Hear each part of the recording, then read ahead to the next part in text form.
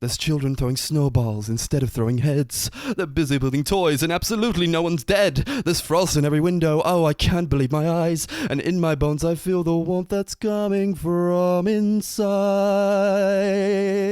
Oh look, what's this? It's the Sunday Movie Marathon. How are we all doing? That was my favourite song in Puppy Star Christmas. Oh my god, was that from that movie? No, it's from The Nightmare Before Christmas. A good movie. Oh, thank fuck for that. I was going to say, how Max remembered that and how Chris recognised that would show you have an unreasonable likeness for that movie. Well, yeah, it was great. No. But we'll get to that. I will preface this podcast by saying that I took the piss with my Christmas movie. Oh, yes. And yeah, from this point forward, I'm going to choose movies that I think would actually like, because, my God, nice. sitting through that movie was fucking dreadful. Yeah, wasn't nice, but we'll get around to it, won't we? First of all, we had a recommendation from Chris, and of course we're doing Christmas movies on this Christmas special. So what was your movie, Chris? Yeah, so I picked the film Kiss Kiss Bang Bang, directed by Shane Black. I'd never watched it before, but it's been a film that I've wanted to watch for a long time. Basically, it's about Robert Downey Jr. He basically is a burglar who accidentally runs into an audition for a role in a film, and the casting director thinks he's just method acting. And so that leads to him basically working alongside a private detective, to prepare for this role. But then things start happening. He meets an ex-girlfriend, people start dying, there's a big mystery, and yeah, it goes from there. What did everyone think of Kiss Kiss Bang Bang? I really enjoyed it. It is not at all what I expected it to be. For some reason, I just envisioned that it'd be very similar to Chitty Chitty Bang Bang. I thought it was going to be like a very old-ish movie. When I say old, I mean like very, very like early RDJ sort of stuff. And I was pleasantly surprised. It was very gripping throughout the whole movie. Yeah, I liked it as well. How about that? I thought it was very... I'll say this. I wasn't too intrigued by the story so much as I was like the general presentation and the characters and the acting. I think this is like one of the best performances I've seen from Robert Downey Jr. And I've not seen him in much outside of the Marvel movies, but he really did very well.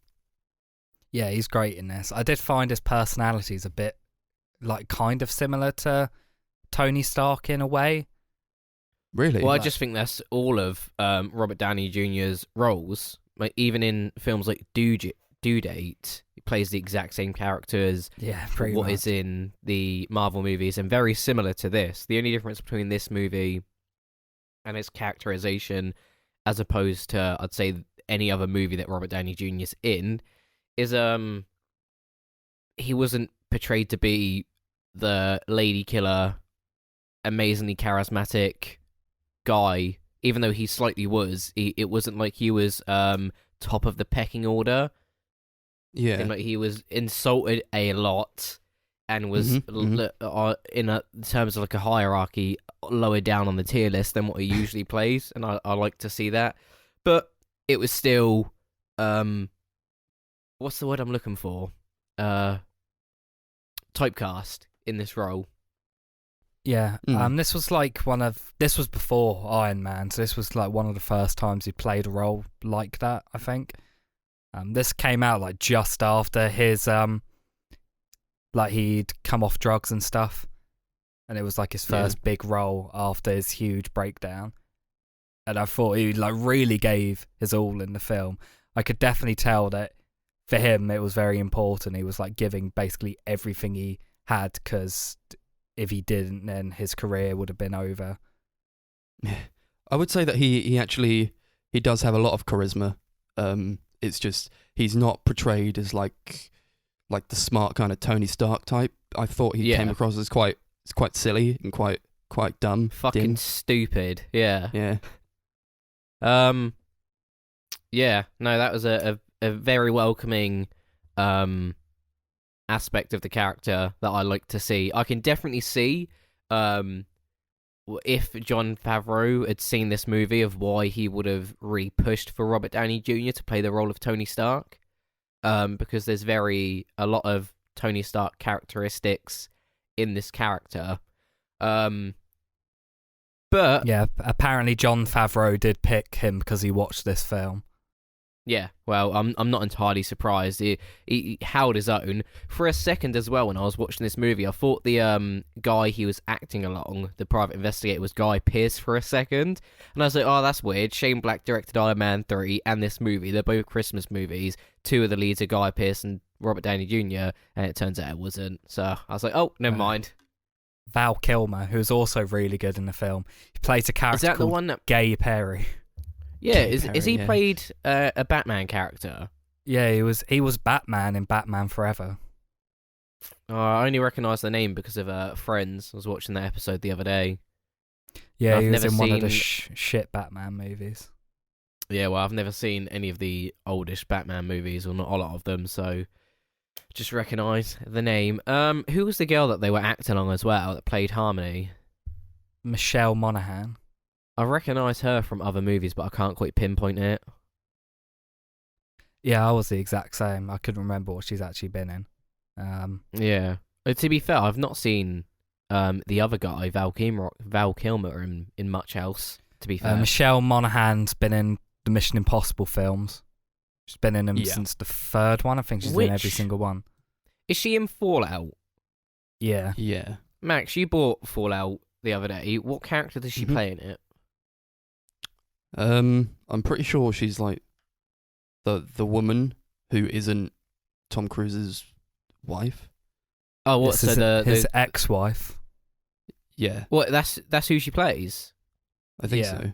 Not his ex-wife, but the woman who she was like another agent, I think. No, she does play his ex-wife. Oh right. Okay. Oh wow, yeah. She's just got a different hair color. That's why I recognised her. Probably because she doesn't have that big of a role in anything other outside of Mission Impossible 3 in those movies. No, yeah. She gets put to the wayside. I thought the do you know what? I thought the pacing of this movie was very good. I didn't really feel bored throughout it. I liked the whole murder mystery thing, and I really loved how it was put into like acts throughout the days. And the narration, I thought it was just very good storytelling, and that kept me very interested as opposed to just leading on without any context. Yeah, I did have a little bit of a problem with the narration. Like there was that bit where he like breaks the fourth wall and like starts talking about how he's a terrible narrator because he like structured it weirdly. And I just thought that was kind of just a shit way of admitting that the writing isn't very good. Yeah, the rest of it I really liked. For me, I thought the first like 15, 20 minutes I really like struggled to get invested. I wasn't really enjoying what was happening. It was when Val Kilmer shows up and they start like going out on a stakeout and working together that I really got invested and started to love the film. What did you think of the chemistry between Val Kilmer and Robert Downey Jr.? I thought it was really good. Yeah, they were really funny together. I liked how Val Kilmer would just always call Robert Downey Jr. stupid or an idiot. He's like, look up stupid in the dictionary. Do you know what you'll find? He's like, is it a picture of me? He's like, no, you'll find the definition of stupid, which is what you are. Or idiot, sorry. That's great. It was such a funny line. Yeah, I gotta say that I do like their dynamic, but I think that I didn't really get much from Val Kilmer as like a character. Like I liked him a lot, and he was funny, but I think the movie, having been more directed onto the character of God, what's his name? Harry.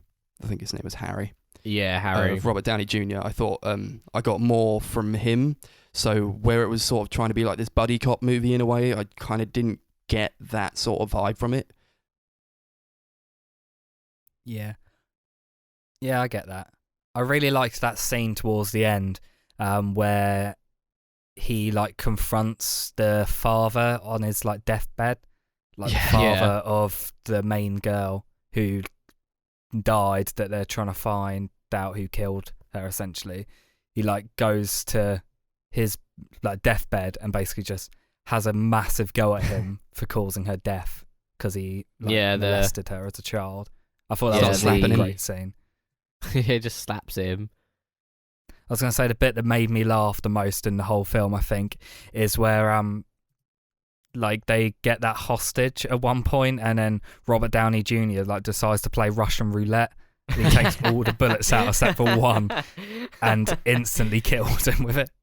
And he's like, and he's like, what the fuck are you doing? He's like, there was only an 8% chance. He's like, what the fuck are you on about? And then he picks up the phone, and Robert Downey Jr. just like trying to divide 8 by 12 or whatever, and Val Kilmer's like, shut the fuck up, stop doing multiplications. It was so good. It was so good. Yeah, I liked the humor in it. It was very very funny. I think it blended well with the whole murder mystery of the film itself. Mm-hmm. Obviously, there's this dynamic between Harry and the girl Harmony, where like they were friends in high school, and I guess he was like, there's a part where he's like reminiscing about it, and he's like, she went after all the chads, and I was just sat there left to pick up the pieces. I was like, all right, shut up, man. Well, I don't think he was like whining about it like that. I think it was just like it was a throwaway phrase of when he recognised her, and he's like, she fucked everything but me. Yeah, and then was like, yeah, she used to like reminisce, not reminisce, but confide in me, and he was like, that's when you realise that you like feel remorseful but want to fuck at the same time, and it creates this awful feeling. Yeah, and then obviously they get together at like near the end, and then, do they though? It was like, no, well, sort of, but also not, and so like they try at least, and then she's like, oh yeah, I slept with your best friend. And he was like, so he just kicks her out. He's like, you slept with Chuck Chutney. How dare you? It was the one thing I asked you not to do, and you did it. I also like the part where they're interrogating, or they've got that hostage, the black guy, and Guy Pearce is like, not Guy Pearce, sorry, Val Kilmer's like, now picture this bullet in your head, and the guy goes, that's ambiguous. He goes, how's it ambiguous? Excuse me. And Robert Downey Jr. is like, well, are you telling him to picture the bullet in his head or picture the bullet in his head? Like, in his head. Yeah. Yeah. A lot of good comedy like that relies on like just really good writing, I think. Very Did any clever. of you figure it out before the ending of the movie, like what actually happened? I didn't really care, honestly. No. When Robert Downey Jr.'s character, or when he was narrating it, and he was like, have any of you figured it out yet? I was like, no. I have no fucking clue what you're talking about. Honestly, at that point, they could have done literally anything, and I would have been like, all right. Yeah, this isn't... Although this is like a murder mystery film, I feel like the actual murder mystery isn't really what's important about the film. What makes the film so entertaining and fun to watch is more the characters and the way they interact with each other, and yeah, stuff like that. Absolutely. Yeah, the one thing that I noticed between like this film and In Bruges is, although there's a lot of background characters and extras, the main cast is relatively quite a small pool of people. I mean, we were focused mainly on 3 characters throughout this movie, which is obviously RDJ's character, Val Kilmer's, and that Harmony girl. Just like, whereas In Bruges was mainly focused on like the midget and then like 3 other characters, and I thought that was like very welcoming, where you're not like forced to watch a film that is trying to divide itself between so many people. Yeah, it's just like I just vibe with it, you know. It's just like you watch it and you're along for the ride, and you don't like. I wasn't like obviously super invested in the story per se, but just. It makes me makes me like feel reminiscent of like my younger years when I used to solve murder mysteries and walk around with Val Kilmer. He would wear his Batman suit. I'd wear Robin. People would shout, "Nonce." Those were the days. I don't even think I was alive when Val Kilmer was that young. No, probably not. Batman Forever, I think, came out in 1995. So I was just born. Yeah. Fuck me, he's old. What? 25 years ago. Yeah, he's been around since like the 80s, as has Robert Downey Jr. Yeah, but were they kids back in them days?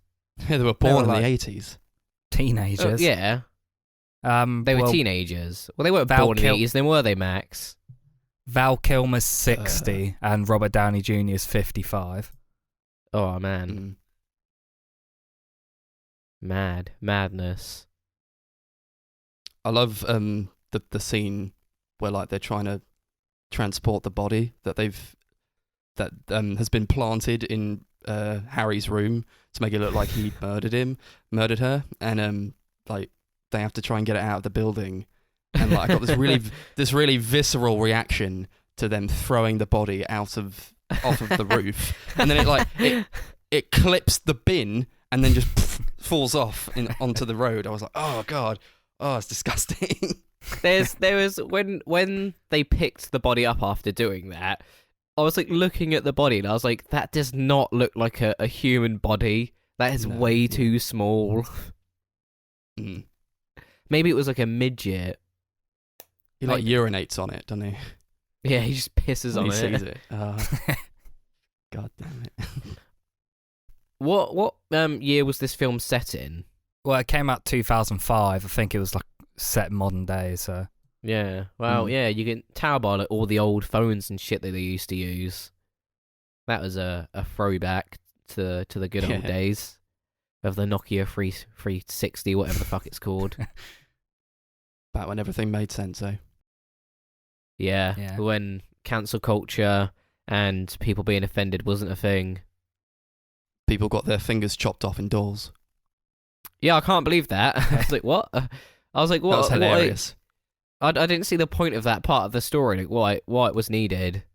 It's funny. Oh, it's just funny, and it's like every time it's like he needs to go to the hospital, he gets it sewn back up, and then like he gets it's punched in the finger again, and like it comes off again, and like and then the dog eats it, or like she's trying to Harmony's trying to follow these guys. He's like, please take me to the hospital. She's like, I'm just gonna take a detour. So he just falls asleep in the car. Yeah, it's great. I love that. Something I wasn't a huge fan of was the music. I found like some of it was like really tacky and cheesy, especially like in the first act of the film. Do you know what? I didn't even pay attention to the music, and I cannot even tell you what type of music was in this film. It was I've forgotten it. Like, it was that forgettable and that unnoticeable. I was just like, yeah. Honestly, couldn't tell you whether the music was suspenseful, whether it was meant to be more thriller-based, anything. It was like more, because the film's basically inspired by like noir movies, so it was kind of going in that sort of thing, like kind of jazzy, I guess. All right, yeah. Did you feel like it took you out of the movie at all, or did it enhance it, or was it just really not noticeable whatsoever? It wasn't like a huge issue that I had. Like, it didn't like completely ruin anything for me. It was just a note that I had written down. Like, I didn't think it took me out at all. I just wasn't a huge fan of it. I did find as the film went on, it was less and less noticeable. Yeah, that's exactly how I felt. Although I just didn't notice it throughout the whole thing. Yeah, I have forgotten all about it, to be honest. Yeah. What were you saying about the colour correction or grading? Oh, I loved it. I thought it was very vibrant. There's a lot of just bright colours in places that in like just like some other movie might have just been like grey, you know, not really put any thought into it. But there's like the part they're going through the hotel and they're like walking through the corridor and it's just like lit up red. I love that. Yeah, just a lot of... It's good colour. It's a lot better than when the piano tried to do their colour correction and just put a fucking blue hues over like some random scenes. Or not Phoenix Figure on Paranormal Ascendancy. Yeah, we always go back to that movie. It's like the one movie that you can look at and say, "This is how not to do your movie." Go back to both. I mean, I think the color grading in that scene from Paranormal Ascendancy is just as bad as what it is in the piano. Only on specific scenes in the piano, though.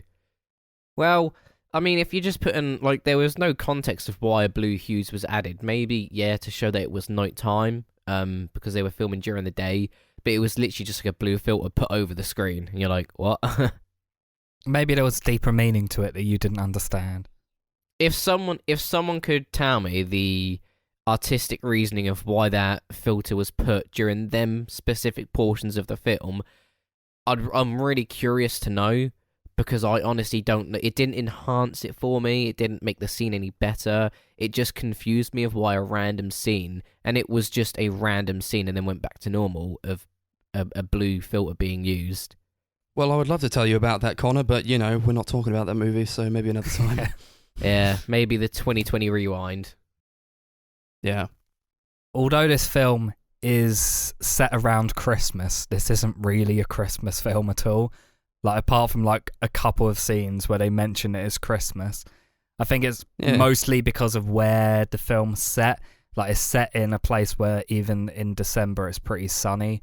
Like, because it's set in LA, isn't it? Yeah. Yeah. So like, even though it's December, it's pretty sunny, so you wouldn't really be able to tell that it's, like, Christmassy at all. I think Shane Black has done that in this and Iron Man 3, because like you said in your Phase 2 review, other than the scene where Robert Downey Jr. is in, I can't remember the city that he fucking flies to, and it is snowing, there's no resemblance to Christmas whatsoever. When he goes back to New York City in Iron Man 30, there's no decorations. You wouldn't even be able to tell it was Christmas. And the same can be said for this movie, other than like the references to it being Christmas and some of the outfits that were worn by some of the characters. But other than that, yeah. He's got a film called The Nice Guys, which is also set around Christmas in LA, and that's the exact same. There's like one scene at the end where it's Christmas, and you're like, it was a Christmas movie.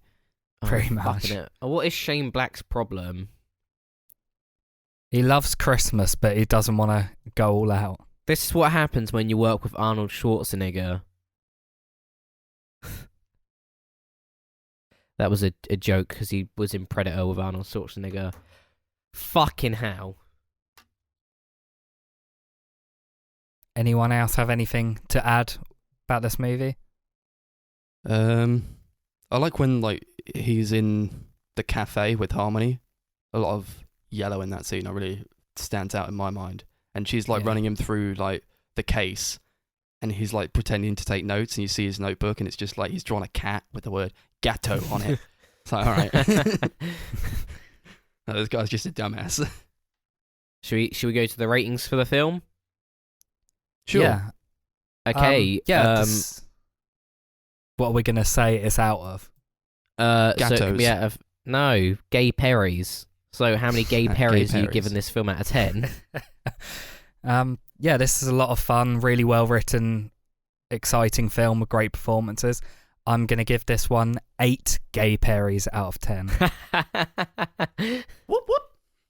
Yeah, along the same lines. I like the vibe of it. I like the presentation. The acting's really good. Robert Downey Jr.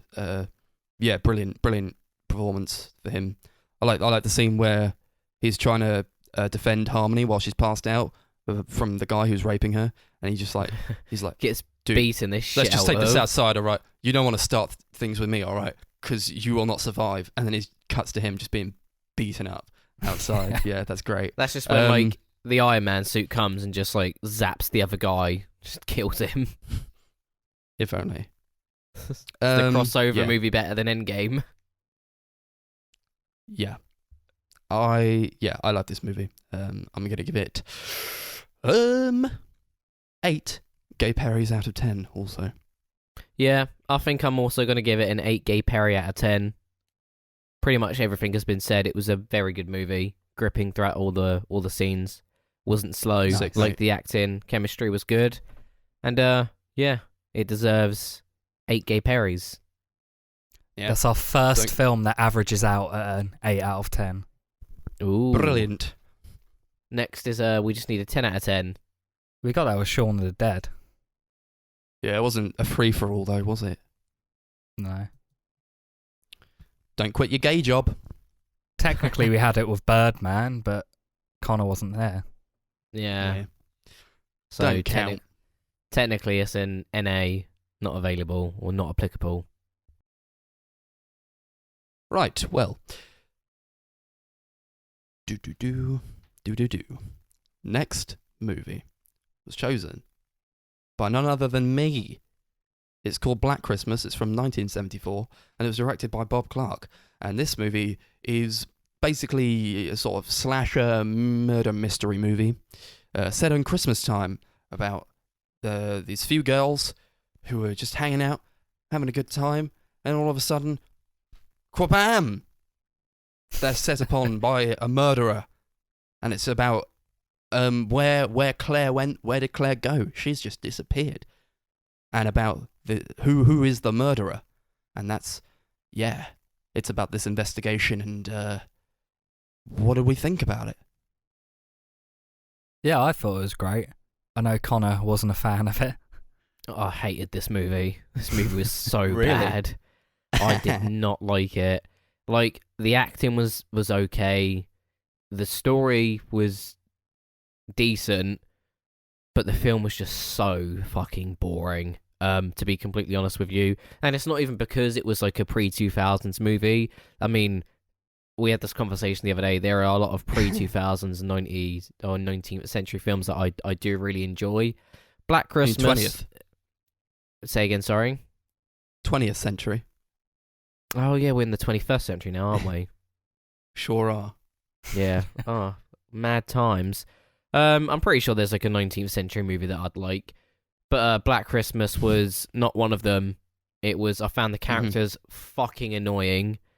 The unneeded plot of the house mother being an alcoholic and stashing booze around the house. I just got... I don't know whether it's because of my mindset at where I'm at the moment, just in life, but she just really annoyed me, and I watched this film, and I progressively got more and more frustrated as the film went on, and then it got to the part of the film where that girl's boyfriend comes around, and he's trying to talk to her about like keeping the kid that they're gonna have, and like from that point on, I just was in an incredibly bad mood, and I think this movie is what did it, and I just really hated it. It was just so bad. Yeah, there was. I agree to an extent. I agree with you, Connor, but I also sort of agree with Chris. I am more in the boat of sort of liking this movie. I do think it's incredibly stupid, but I get a lot of like laughs out of it, I think. What parts did you find funny? God, honestly, just like, because everything's so dumb and stupid. Like, I really hate Peter. I hated that guy. Every time he was on screen, I was like, dude, what's this guy doing? He's like telling his girlfriend to like get an abortion. I was like, Jesus Christ, they really want us to hate this guy, don't they? Yeah, his characterization just made him a bit of a prick. I think they were trying to make you think he was the killer. Yeah, of course they were. I was like, it's not even like a mystery. The killer looks like Luke Skywalker. I thought he looked like Alex DeLarge from A Clockwork Orange. I've never seen that movie. He's like a combination of Alex DeLarge and Luke Skywalker. Oh. There was just no chemistry throughout this movie, and like... Yeah, I'll agree with that, honestly. Like, the part where they find the 13-year-old kid that was murdered and put in the park, what relevance did that have to the movie? Did the serial... Such a bad scene. Did the killer... Terrible who's scene. Been terrorizing this fraternity, did he kill her? If so, The movie has only showed him being in the house and mainly residing in the attic and people's bedrooms on the upper floors of the fraternity house. I don't know who killed this 13-year-old girl, why it was relevant, because it had no impact towards the story. It didn't affect the police investigation of finding Claire when she went missing. I thought it was a very good representation of how the police handle most cases where they're just fucking useless. Like, I'll be completely honest with you. There was that, like, the police officer, Nash, who just had no idea what he was doing, like, the whole time. I hate that guy, man. That He's is so literally, stupid. like, 50% of police officers nowadays. And I'm saying that not because I've seen, like, videos on YouTube. It's the fact that I've had, like, 2 police investigations of, like, people assaulting me. And they've rung me up, like, the next day, like, yeah, we can't do anything. Sorry. And I'm like, oh, fantastic. Yeah. He's like, oh, what's fellatio? She told me that her number was fellatio. What's that? Everyone's laughing at him. Haha, you don't know what fellatio is. I'm like, Jesus Christ. Oh my really? God. How on the nose is this? That is another scene. That part of the movie is another scene that I muted the TV when it was happening. So I wanted to see how the scene played out. But when the cop was just in the background continuously laughing, I just really wished harm on the actor that played that character. Yeah, I did not like that scene either. This movie just really, like, even talking about it just makes me really mad. And it's I really hope people don't think I'm being very sexist because it was a female-based led movie, but it was shit. Like 4-2 is also a really shit movie.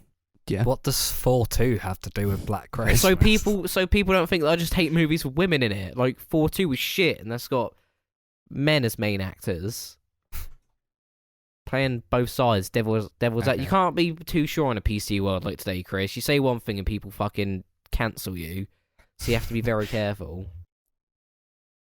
Yeah, I really liked the film. I thought visually, I really liked what they were going for. I loved the color grading. It was like very like, it was dark but kind of warm. It like looks like every scene was only lit up by like fireplaces and Christmas lights, and I really liked that. Yeah, I also loved really the cinematography, especially when there's like the POV shots of the killer. Although as like Max, Halloween. Yeah. Although like you said, Max, it does literally just look like the killer's just holding the camera. Yeah, that was like a problem I had with it when like he was going down the ladder from the attic, because you could only see the one hand. I was like, well, he's just holding the camera in the other hand, isn't he? You're not being smart here, are you? No, they didn't have GoPros back in them days. No. Just got duct tape. We're going to put this camera around you and duct tape it to your chest. Yeah. I thought when he's like, there's a POV shot of him like standing in the house, like hiding behind something and looking at one of the girls, like just walking around. And I thought that was like super tense, and I loved bits like that. I did get quite tense. I will say I liked how this movie genuinely made me feel like it was Christmas. Like you said, with the lighting, and there not being an overuse of it being too bright. I also do like the fact that it just seems like it was genuinely just looks like it had been lit with like fires, candles, like very dull lamps. And it just gave me like sort of the wintry Christmas vibes. It was probably the only Christmas movie that we've watched that actually felt like Christmas. Definitely. Yeah, for sure. I also found the phone calls that they keep getting really unnerving. Like they just really got under my skin. Yeah, they were very creepy. When it's like he's making like pig noises and like calling them a cunt, and there's like you can hear like someone being choked at the same time, and it just really creeped me out every time they did it. That was like something I thought could be quite silly, but it did manage to actually like strike a nerve with me. I was like, oh, I'm pretty uncomfortable while listening to this. Did any of you notice? So the part that I liked is like some subtle details about like when you finish watching the film and you like rewatch it or think back to it, you're like, oh yeah. So do you remember the part of the movie where I can't remember the girl's name who's pregnant, and has like Peter, the boyfriend. Jess. Jess, yeah. Mm-hmm. So it's when she's getting a phone call by the guy who's obviously the killer, and he's making like all these like outlandish noises and stuff like that, which would be pretty loud if he's calling her from the attic. And then her boyfriend Peter comes down and goes, "What was all that noise?" And she thinks it's in reference to her being on the phone and shouting down the phone, but he was upstairs, so he would have heard the guy calling her making all these noises. And I thought that was kind of, you could take it either way. Maybe he was referencing like Jess being on the phone, or maybe it was he could hear the killer making the phone call, but it was just brushed aside. Yeah, I was very sort of, I didn't really like that about the movie. It was like, oh, well, if these phone calls are happening, and these are like quite loud things that are happening through the phone call, and they're happening within the house that she's listening to the phone call in, why is she not hearing that? How does she not know that it's coming from within the house that she's in? It's a big house. It's not that big. Oh, come on. Plot armor.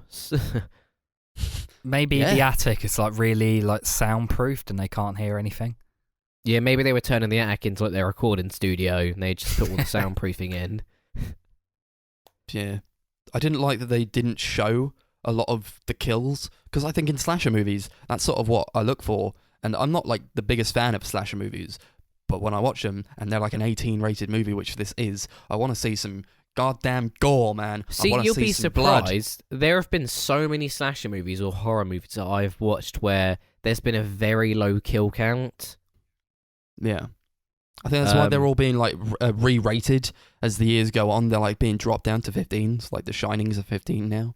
Yeah, this could easily be a 15. Like, apart from like swearing, there's like nothing here. Yeah.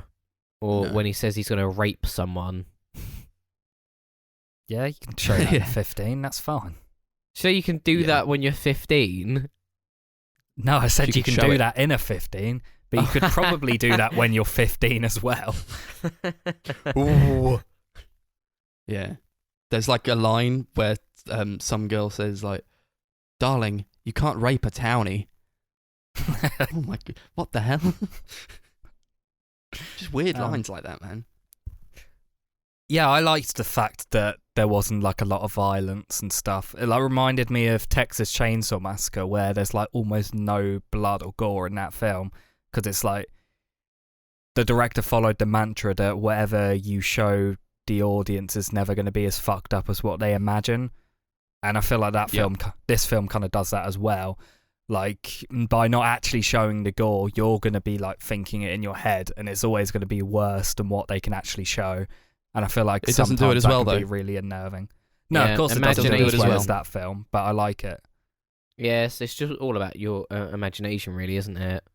Like, what you imagine would always be a lot darker, sicker, and scarier than what actually they can portray or put on screen. Yeah, exactly. Yeah, but then like they do show it. They show the aftermath, and I was just thinking like, well, if you're going to show me what happened, what their state after they've been killed, why not show like the whole thing? And I was talking to Chris like yesterday, I think, after watching this, and I said, well, it doesn't give me the scare factor or like the creepiness that I would want from something that's trying to go for this.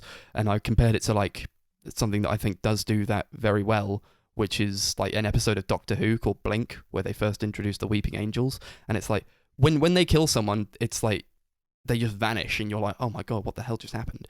And like you don't see them vanish; they're just gone. So you're just left to wonder. And I don't think Black Christmas does it as well. No, it definitely doesn't. But you know, it's what it is. This was one of the first slasher movies. Came out 4 years before Halloween, and Halloween took huge influence from it. Right. And what I did like is you can tell a lot of like the big tropes were kind of introduced here, like having a bunch of teenage girls like getting hunted one by one. That would never really been seen before. So I feel like because of that, this is an incredibly important film and very influential on the horror genre in general. Maybe that's why it's been remade so many times, because of its influence and impact that it had on the genre itself, not because it was a good movie. It's got a huge cult following as well. Yeah, I can Yeah. imagine that, especially if, like you said, it was one of the first of its kind. Yeah, a lot of the slasher films that were coming out around that point just like felt like really cheap exploitation, just full of like unnecessary amounts of gore and nudity. And I liked that this film was a little bit more classy with that. It's much more psychological and it focuses more on the mystery, which I really appreciated. Do you ever find out in the end of the film? Because they all think it was Peter that did that was the killer, but it wasn't, was it? Because at the end No. it pans back to the killer being back in the attic, and you don't ever find out who it was, do you? No. Ambiguous ending right there. Honestly, I did think it was Peter. That being said, I don't know. Yeah, so did I I, get it. but it shows you I at the get, end. I get the ending was like shit. I didn't like the ending at all. I was like, oh, what the hell was that? And it's just like it ended, and I was like, okay. And so it just like the whole time it was like, Peter's the murderer. You think Peter's the murderer? He's the murderer. And then like, what? He isn't? I don't even know. Yeah, no, I didn't get it. I really didn't get it. But then like, there's things that happen where I'm like, well, if Peter isn't the murderer, then how does he know this? Or like he goes. Like Jess is being chased down to the basement. Yes, that's and then exactly what I was Peter, thinking when that happened. He looks through the window and he's like, Jess, are you in there? And I'm like, what? How do you know she's in there if you're not the murderer? Yeah, who the fuck checks the basements? And then he punches through the window and he's like, I'm here, I'm coming for you, Jess. And he crawls through the window. I'm like, Jesus Christ, man. Like, of course she's gonna think you're the murderer. And she's just standing there with like this spike. I'm like, just kill him. Just kill him. He's the murderer. But Maybe he just really maybe cared he's not. about her, wanted to make sure she's safe. By scaring the He shit didn't. out of her. Yeah. he didn't care about her. He just cared about the baby that wasn't even born. Yeah, I don't. Did that Never have will any be. relevance to the plot? No. No, it was just there to make you think that Peter has motive to snap, I guess. But does it though? Because if he wants to keep this kid and not let her kill it, why would he then kill her or try to? Because she wants to kill it, and he's like, if you. But he. I guess he's like, if you're gonna kill this baby, I'm gonna kill you, sort of thing. Yeah, fair enough. I don't know. Anything else to add, anyone? I really like the character of Barb. If you remember her, she was like She the drunk? just saying it. The one Yeah. that gets drunk, She was sorry. like- Yeah. She was like, I love when she's like talking to them. She's like, there's a certain species of turtle that can screw for 3 days without stopping. And she's like, yeah, I know, because I went to the zoo once and I saw them. Not for 3 days, mind, but I also saw the zebras and they were done in like minutes. I was like, what the hell? What is up with this girl? There was like a scene where she was lying in bed and then she has like an asthma attack, and the fact that she has asthma, I don't even know why she has asthma. Not relevant. But she's like, I dreamt a stranger was in my room. They need to fill a criteria. But for what? You know, she said, They needed I someone dreamt with a a stranger- disability, and it was asthma. yeah, she said, I dreamt a stranger was in my room. I guess that's what gave me asthma, her.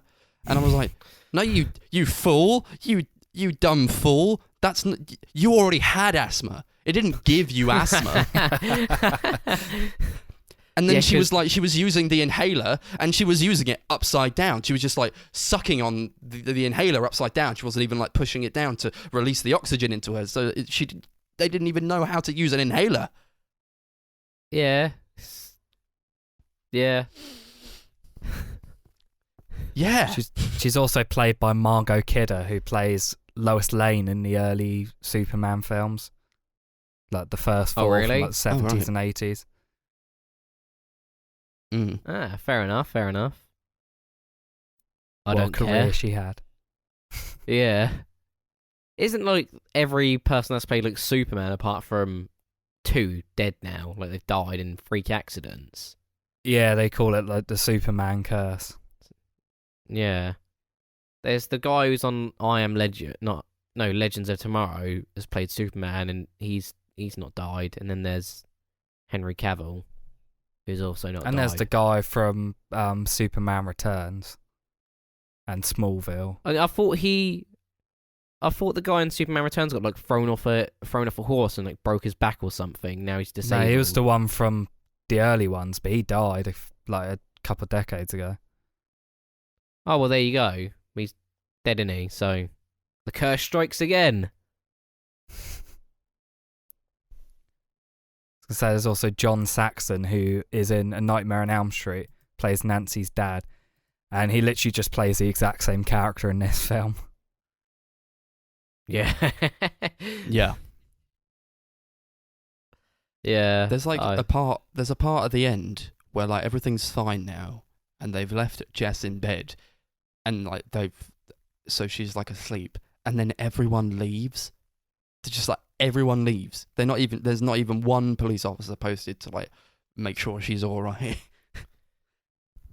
Well, they needed that big ending, didn't they? Did he kill her? Did he not? Did he leave her alone? Did he stay in the attic? They never even found Claire's body, did they? Or the house mothers.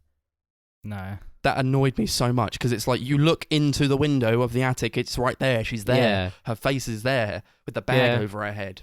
Like that was a great shot though. When she was killed, when Claire was killed, love that. Great imagery. Yeah. But I'm like, how does nobody see her in the attic window? Maybe they're like dogs and they can't look up. Maybe. Yeah. Yeah, do we have anything else to add? No. Who's Billy? I don't know. The You killer. never find out. Just like screaming it down the phone. Billy! Billy! I'm like, Jesus, who the hell is some kind of goat, maybe? I don't know. No. Billy's the killer. That's the name of the killer. Okay. Oh. Yeah. I thought it was Peter. Well, you were incorrect. I didn't care enough to think of a creative rating system for this film, so we'll just do it out of 10. I'm going to say out of turtles, because we were talking about the turtles. That can screw for 3 days without stopping. I really liked this film. I know you guys weren't as into it as I was. I definitely liked it the most. I think it's a very important classic film that I think anyone that likes slasher movies or horror movies in general should watch. I also watched the 2 remakes and I would not recommend them. They are very painful, especially the most recent one, which was absolutely god-awful. Yeah. I'll give this one 8 turtles out of 10. Jesus Christ. Nice.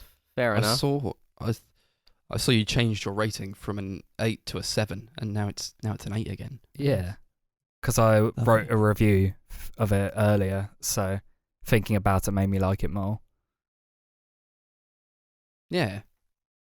That's why we have these conversations.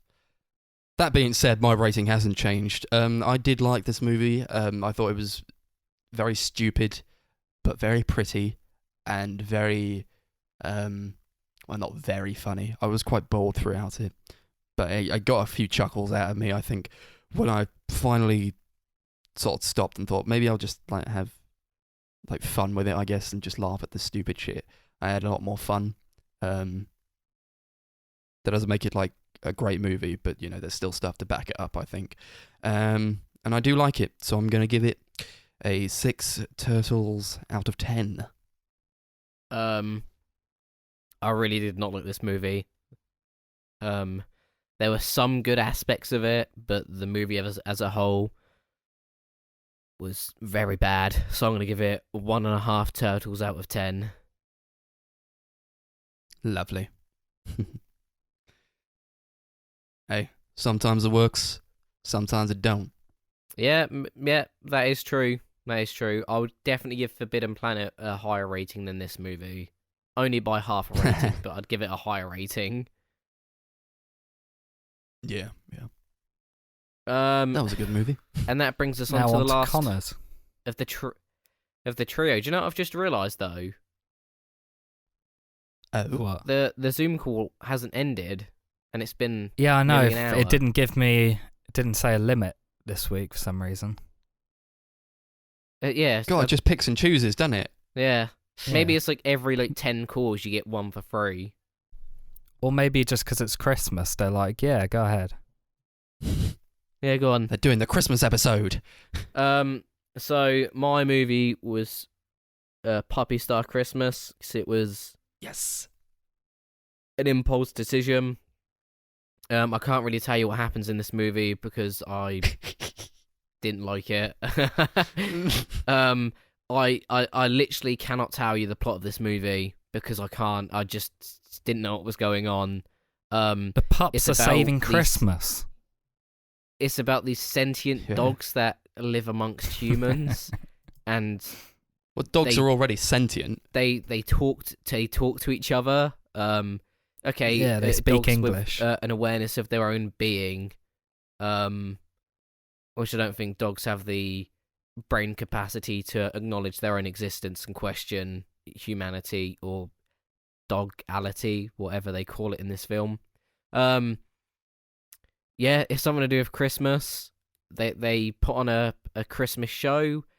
Some people go to the North Pole and put Santa in a prison made out of candy canes.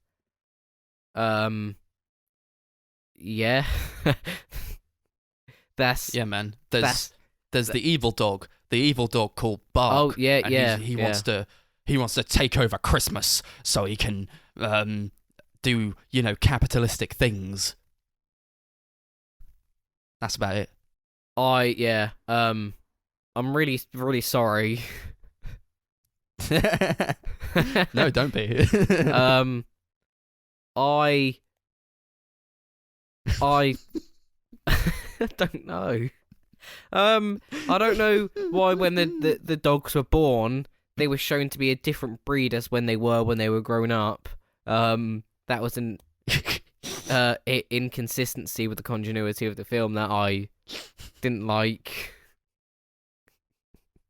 That's just the Yeah, way but it be. apart from that, the consistency. Mwah, Yeah. lovely. Everything about this film makes movie- sense.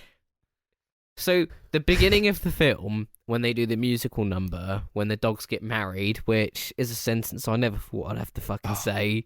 Oh yes, the dog wedding. So, Perfect. first of all, when the time jumps in this film were not indicated, I only guessed that a few years had passed and the dogs had grown up because of the names. And the dog that gave birth to him just is voiced by a very young actress, it seemed, and I was like, what the fuck? Like, if you want it to be the mum dog, give it like a more mature sounding voice actor. Anyway, so the beginning of the film where the dogs get married and it's the musical number, and then they're like, yeah, marriage, all this. Just made me question what the people were thinking at the time of recording this movie, because I honestly couldn't imagine anything worse than recording that part of the movie. Probably thinking like, God, I hope we make our money back. Like, not the people filming it, not the directors and the crew, the actors, the people acting in the movie. Like, it's such They're probably thinking, God, this better be it's- worth it for the it's paycheck. such a gimpy part of the movie, and it's just like, Gimpy. why? They're Like, probably like, what has do you- happened to my career that the only work I can get is Puppy Star Christmas?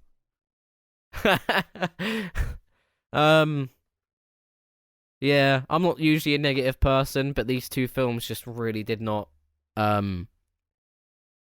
tickle the spot in a manner of speaking. Didn't satisfy the cravings of watching a good film. Well, it's a baby movie. It's a movie for babies. Yeah, For little children. So you yeah. can place your offspring on the sofa, be like, go on, waste your life for an hour and a half. I gotta go do Honestly, some like I would not chopping subject up of any vegetables. child of mine to this movie. Yeah, I think if you No. show your child this film, you could probably get done for child abuse. I was literally thinking the same thing. It's borderline child abuse. Yeah. This is the kind of movie that I couldn't even have on in like the background. I couldn't even like have it on in my house. Somebody else couldn't even be watching this movie in my own house and have like a good conscience, okay? I couldn't like walk through the lounge and then see someone watching this and be like, "Oh, that's fine." No way, man. Turn that off How right funny now. would it be? This is How terrible. funny would it be if all we could hear in the background is Max's nan watching this film? Singing Yeah, along like to all the peering in songs. through the window. Yeah, good old God, fucking yeah. It's a Sasha musical singing as along well. to everything. You guys like the music? No. I Can don't you remember, remember any of it? songs. No. I actually don't no. really remember any of the film at all. I just completely Yeah, blacked it out of my head I as made soon the as it mistake finished. of I made the mistake of watching this film maybe like 3 or 4 days ago, something like that, and it was a very bad mistake because I instantly forgot it, and now I can't talk about it. I made some Yeah, notes. I stopped making notes. Like halfway through. I was like, Jesus Christ, I cannot take this. My head in my hands. Yeah. I was just trying to stop myself from getting a headache. Once again, I apologise. I'll take Yeah. it seriously next time. I thought Yeah, it you would better. be I thought it'd be like, oh, choose like a really silly movie. We'll all find it funny, and then I realised that we're not watching this together. So at the end of the day, it's just a bunch of 20-something-year-olds sitting in their bedroom watching a kids' movie. Yeah, man. Yeah. I decided to have a couple of beers while watching the film, just because I thought I had some beer. I was like, yeah, why not? I'll have a couple of drinks and that'll probably make it better. I think by the end of the film, I'd have like 4 or 5 bottles because it's like I just Jeez. kept drinking to try and get through the film. That's like It's what this film does to us. Max. Have I told you the story of when me and Chris went to see Slender Man? No, I don't So- think so. Me and Chris went to see Slender Man, and if you haven't seen the movie, to the Oh, I audience have. listening either, it's very, very bad. It is an awful horror movie. But Chris brought in a bottle of Pepsi Max with him, and Yeah. it was Pepsi Max mixed with vodka. And he got drunk. He got drunk throughout watching this movie. And then when we walked out, he was just fucked. And I really don't blame him you. because the movie was terrible. And then I had to go back the next day and watch it again and act as if I'd not seen it. Didn't you almost go and see it a third time as well? No, I fucking refused. That's one of the worst movies I've ever seen. Oh, And it you know was- what else is? Puppy Star Christmas. Puppy Star Christmas is also one of the worst movies I've ever seen. It's not like up there with like Paranormal Ascendancy and The Last Airbender for me, but it is low. It is really low. Like, the thing with, like, Paranormal Ascendancy, that was such a terrible movie, but it's one of those movies where it's so bad it's funny. Like, it cuts to black at one point, Mhm. and then an emo girl just Yeah. starts hissing at people for no reason, and there's scenes of just people sitting in a bedroom filmed on a fucking phone, and you're like, what is going on? And then you look at this movie and you're like, you definitely had a budget of millions of dollars and you made this shit. Yeah. It's when the dog It's an estimated budget of $1 million exactly. It's at the beginning of the film when the dogs get married and the fucking CGI dog is dancing with the girl and the dog is the same fucking size as a human standing up, and I'm like, what the fuck what dog are you? The alpha dog. Oh, you never see it There throughout is- the rest of the film. There is a lot of really terrible CGI in the film. It literally looks like a Yeah. PlayStation 2 video game. Like, especially Yeah. there's the scene where the bad dogs and the bad guy come into the North Pole on a train and everything is CGI. It looks Yeah. so awful. I was thinking, like, during this movie, I was like, Jesus Christ, like, so much bad CG, but also, like, the colour is disgusting to look at. I was thinking, like, this, I think I feel about this the way that Connor must feel about the piano. No, I don't hate Just- the piano. It's how I feel about Midsummer. I mean, in terms of the colour. Yeah. I don't hate all the Yeah. colour for the piano. It's just the random scenes where they put a blue hue on it for no reason. Yeah. Yeah, this film does look like it was like shot like a really bad TV film. Like it looks like it was made for TV. Yeah. And I'm pretty Yeah, sure it was it's- actually made for Netflix, so that makes some sense. Yeah, it's very bright, but it's not like bright in like an artistic way. It's just bright because they know that kids love bright colours. Yeah. So you can put them in front of the TV and just fuck like- off for a bit. Yeah. It's honestly I'm sorry. That's fine. The dogs are just dogs, of course. Like the dogs are just dogs, but like the mouths are animated, so it looks really weird because the dogs have no like expressions on their face apart Yeah, from it was what really they're being done with the creepy. CG. Yeah, it was disgusting. It was. Except there was one corgi that didn't talk, which I appreciated. Yeah. Oh, he was so cute. I'm kind of offended for all the huskies out there. That the main villain was a husky. Yeah. There was also that really racist Jamaican dog. Yeah. When that came on screen, when they're pulling along the sled, I was like, "Oh, don't tell me it's the black dog. Please don't tell me it's the black dog, because that would be incredibly insensitive." There's also a lot of like weird Mexican racism as well.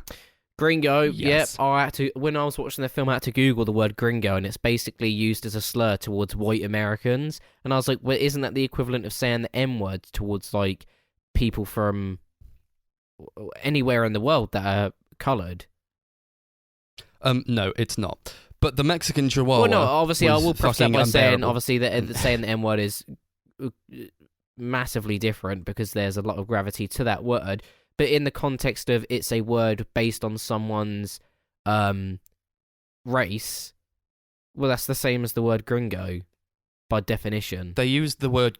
They use the word gringo because it's like a funny word. Yeah, but Like children, but it's also hey, but it's also a derogatory statement towards white Americans mainly. Like, if you're saying a derogatory word based on someone's race and skin color, isn't that racist? I don't think about it so much. I like the part where the villain dog, his name's Bark. Creative, I know. He's talking to the Mexican Chihuahua, and he's like, "I have minions to speak." He's like, "Oh, can you speak Mexican for me? Tell me what they're saying on the TV." And he's like, "Oh, why? Can't you read it yourself? So Why don't you need to learn Mexican?" Spanish. And he's like, I have yeah. Why don't you learn Spanish? Yeah. And he was like, I have minions to speak it for me. Minions like you. And I was like, Jesus Christ, man. Yeah. Well, that's the modern American in air quotes. I don't believe that, but that's what the film wants you to believe. The characters are like kind of like the most like ridiculous movie stereotypes that you could expect, but like as dogs instead. It's like there's like Yeah. the gangster dogs and stuff like that. There's a dog with the eye patch to show that he's had a rough past and that he's definitely a Yeah. criminal. There's PUP, of course. The dad dog. He's like, yo, be easy, fam. I was like, Jesus Christ, did you actually just say that? There's like a lot of like oh, young people lingo. The young people, they say things like this. There's like a little dog who's talking about like the puppies, who was like, yeah, when I was their age, I was on the streets spitting rhymes and hustling full time. I was like, what? What are you When was talking this- about, man? When was this film made? When was it released? 2018. 2018. Oh my fucking god. It's not even modern day slang that people use. It's what they think that the kids are using. These are out of touch executives that work at this company, like, oh yeah, we'll make a movie that all the young kids will like. No, you're making a movie that young kids are going to take the piss out of. Yo, be easy, fam. They're just trying their best, you know? Sometimes we do tell like this. Anyone have anything else to add about this movie? Because I don't. Yeah, I've got a few. Oh, things. absolutely. Oh dear. Yeah, go ahead, Chris. So one of the musical numbers happens in Santa's house, I guess, and the reindeers start dancing and like, Oh yeah. to, like, start tap dancing and stuff, and the CGI is so They bad. do that at the there. end as well, don't they? Yeah. Oh, fuck Also, that. Yeah, that was Santa dope. looks like he's had plastic surgery or Botox or something. He looks Yeah. so weird in the film. That was dope, man. Yeah, I love that part. It's when they Did you guys like the Did you guys like the part where the imposter Santa, he goes on live TV and sings a song telling all the kids to be naughty? No. You like Yeah, that? and he also comes out and literally admits straight away that he isn't really Santa. And everyone just thinks, man. oh, Santa's gone crazy, man. He's just keeping it real. It's Yeah. almost like they can't tell the difference between someone who's a plastic surgery and someone who is significantly skinnier. Yeah. He looked weird as Santa. I didn't like him as Santa. He looked strange. No. The jokes are like every like predictable shit joke you could get from a Christmas movie. Like reindeer shit that's like colourful so someone eats it. That's the like Oh, sort of yeah. caliber of the jokes that I've literally seen in loads of bad Christmas movies before. That was top level comedy there. I've got a quote written down where the like a guy comes out and he's talking to his friend and he's like, "You're on fire." I know, they loved me. No, you're literally on fire. I'm like, Jesus, I've never seen that before. Well done. Obviously, this is a sequel as well. This is like the 4th film in the Pup Star series. And I thought that, yeah. obviously the puppies are all new, but there's like no character development from at all. We're just kind of like expected to know who they are and love them as if they're like established characters from all the other films, but they're not. They've just been Well, they're puppies. introduced in this film. Well, they're small dogs, man. You don't like small dogs? They're puppies. What Not more when do they they- need to do? Speak like a weird fever dream.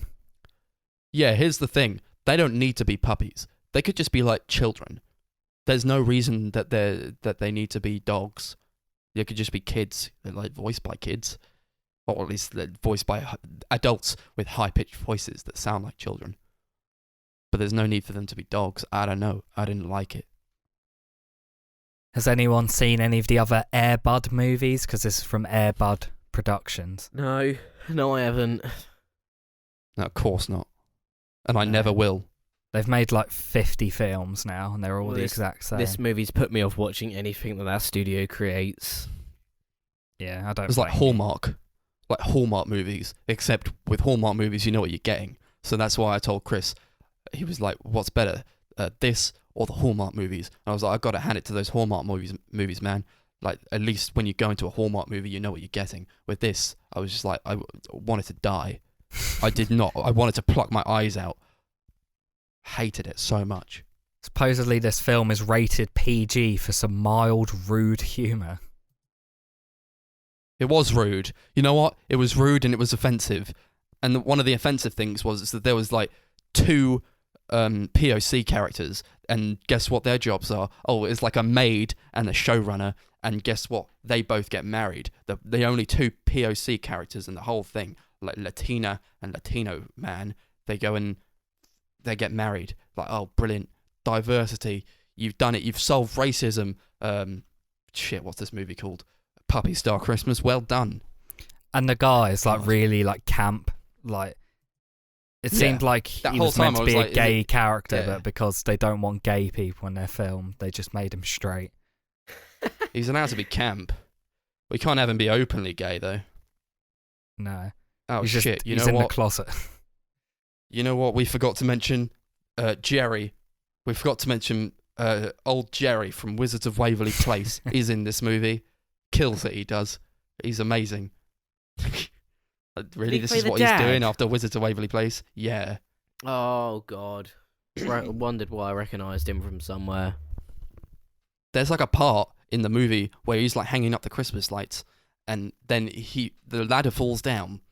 This is a really strange part of the movie for me. He falls down and he grabs hold of the balcony on the ledge, but he's holding on to the snow, and the snow doesn't move at all. So I'm just thinking, well, that's not real snow then, is it? It's just like a rock that's been painted white. Why do they do this? just put some thought into it. Put some effort, please, man. There's also that great scene where he walks in and the pups have eaten their turkey that he left out on the side. Yeah, And that was a pie. great scene. Yeah. Oh, yeah. Yeah. Love that pie. Well, at least you know it's not poisonous. Like, shut the fuck up, Brody. Shut the fuck up. Brody, oh god, yeah. That guy. There's like a weird amount of Dutch angles in this movie. I know that Connor noticed it. Yeah. I was like, why is this happening? Yeah, a lot of it happened in the Santa house when they were like interrogating and kidnapping Santa. I was like, why? Like shots of the dogs under a table, but it's like a Dutch angle. I'm like, this really doesn't need to be here, guys. I don't think you know what Dutch angles are used for. Just, it looks cool. Just use it. Do you Hey, think let's that's take what the they camera. thought with 4 when they just used loads of Dutch I've got an angles? ingenious idea. Yeah. Let's take the camera and let's just tilt it to the side a little bit. Mm. Has there been Dutch angles Genius. used in any other MCU film other than 4? Probably, but none that I can think of at the top of my head. Mm. That was just an overabundance of Dutch angles in that movie. The thing They is, used when it it's all up. it's one of those things that when it's done well, you don't really like notice it or pick it up. So you only Yeah, really you like just feel the vibe. yeah. It's only like when it's done really badly that you pick it out and like talk about it. Well, and this film done every single one of them badly. Yeah. Yep. This was a terrible, terrible movie. And I will never watch it again. Can we go to the ratings now, please? Oh, one more thing. Yeah. But one more thing. Okay. This is really sad to me. A very sad moment in this movie when I saw that, sure, they employ a lot of little people in this movie. And so they've got the dwarves in there. And I'm just thinking, They're elves. if Elves. they're all elves though, they're all elves. So it's like, Jesus Christ, what kind of representation is this? If someone who was that height who had dwarfism watched this movie, they'd be like, well, I'm an aspiring actor. All that I can expect just to be an elf in any movies that I want to be in? Your Yeah. two Sickens me. choices as a dwarf in acting is to hurt yourself and go on Jackass, or perform in the Puppy Star Christmas films. And I feel like physical that, harm or, you know, is much more much more desirable than the emotional and mental scarring that these films will give you. Or kill yourself, Yeah. like they're saying in Bruges. Yeah. This film went great. You can I be, expect- you can I be expect- in this movie. You can be in just Christmas movies all your life, or you can be Peter You can Dinklage, be- I guess. You can be in the Santa Claus films with the guy from Home Improvement. Tim Allen. That's the one. I thought that was the guy's name in the show. He does play a character called Tim. Yeah, Tim the Tool Man. Yeah. Should we go to the ratings then? Please. Right, Chris. How many gringos out of 10 are you giving this film? Yeah, this is a pretty shit film. I will give it a 1 gringo out of 10. I thought about giving it a 0, but I found some of it funny, so I'll give it a 1. Come on. I give things a 1 based on well done. You managed to make a movie that I actually managed to see. That's the level for a 1 I think, for me. yeah, if you can don't sit do through the anything else. movie without turning it off or skipping it, then it at least deserves a 1. If we weren't Yeah, watching this for the podcast, I would have turned it off before the end of the first musical number. Oh, so would have I. I Absolutely. wouldn't have watched it. Okay, I'm going to say that I hate this movie. I hate it so much. Please don't watch this movie. Don't make your children watch it. It's inhumane. Don't do it. It's terrible. It has this anti-capitalist theme to it, but it's just it's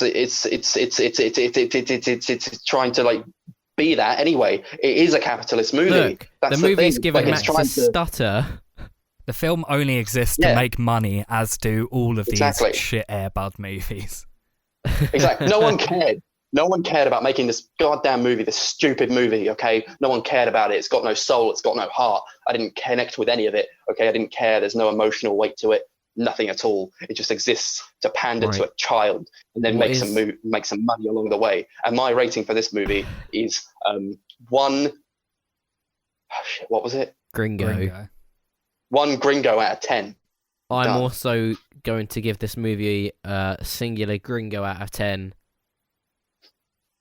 The only thing that I can say is, again, I'm sorry. Don't be sorry. We all watched it and we all loved it. So yeah, The lowest rated film on the podcast so far. yeah, it is. Yeah. Yeah, I don't think we'll ever get to a point where we rate a film 0, but I'm looking forward to the day that we can try. Paranormal Ascendancy would have gotten a 0 if Fuck we reviewed it off! on the No, podcast. that would have gotten, at least in my books, a 4.5. It was a That was a shit masterpiece. movie, but I found it so incredibly hilarious. Yeah. Masterful. Um, Masterful filmmaking.